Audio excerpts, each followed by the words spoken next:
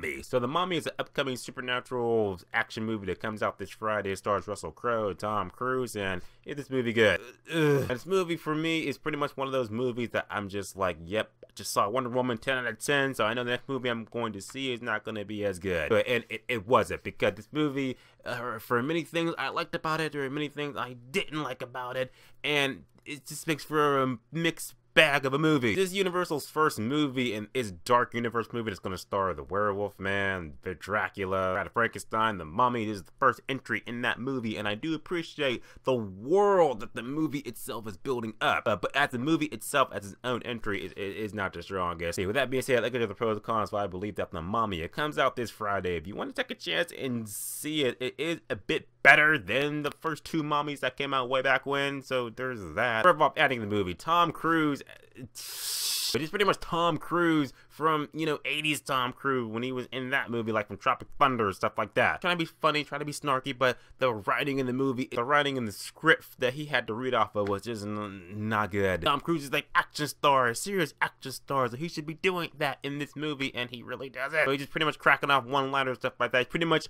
the poor man's Nathan Drake in this movie. That's Tom Cruise. But now Russell Crowe as Dr. Jekyll, he was actually really good. I feel like he and the Mummy were the most fleshed out characters in this whole movie. Two most fleshed out. Russell Crowe, what he brings to the table is really good for the movie and for the movie's universe, because he is pretty much like the Nick Fury of this dark universe we're going for. I loved him as Dr. Jekyll. He had some very interesting moments in the movie, and of course his acting was great too. Just like, Jor-El, you mad scientist, you. The Mummy herself, I liked her. I can't think of her name. Her name's Sophia. That's her first name. She was sexy. She was hot when she was doing her shit like that. I did like her, you know. She was also very fleshed out. You really got into it. Like, yeah, that's her agenda, and I understand why she's doing what she's doing. She pulled it off really good, especially with those hot ass eyes. The movie pretty much straightforward. The movie opens up by establishing the background of the Mummy and why she wanted to do what she's doing, when the thing that she did ended up getting her mummified. But yeah, bad time. Now we jump forward to 2017. You have Tom Cruise, who's pretty much the poor man's Nathan Drake, a Tomb Raider and shit. He ends up discovering the mummy's tomb, and he unleashes her, and then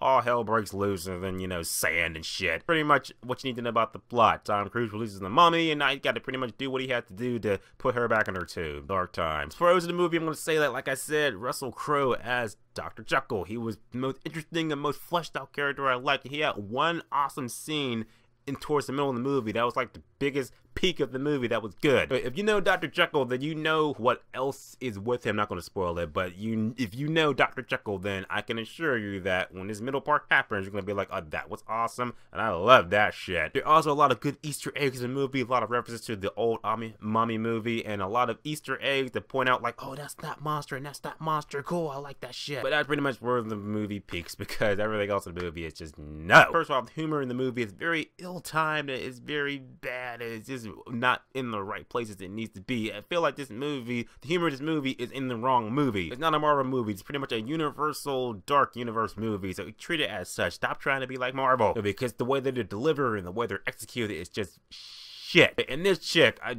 despised her so much because she was one of the characters that annoyed the fuck out of me, because she pretty much, her first half of the movie, she's like, you gotta believe in curses, man. Curses is what's real. You gotta believe in that. And then the rest of the movie's just like, oh my god, well, there's no such thing as curses, no such thing as mummies. I mean, it's just, contradict yourself, bitch. Oh god. At the end of the day, The Mummy is a movie that I didn't expect it to be amazing. Like, this is it. Summer 2017, The Mummy. Russell Crowe, Dr. Jekyll, was very interesting as shit. I love the hell out of him. The Mummy herself, she was hot. She got the job done, but everybody else in the movie was just pretty much one-dimensional and bland. Really make for a good, cohesive, strong entry in the first Universal Dark movie they're going for. And it could have been better, but it's a good Thursday night movie to just go see with your friends or whatever. With that being said, I'm going to say that The Mummy is indeed a 5 out of 10, which is a good time, one time only. And as always, guys, subscribe. Until next time.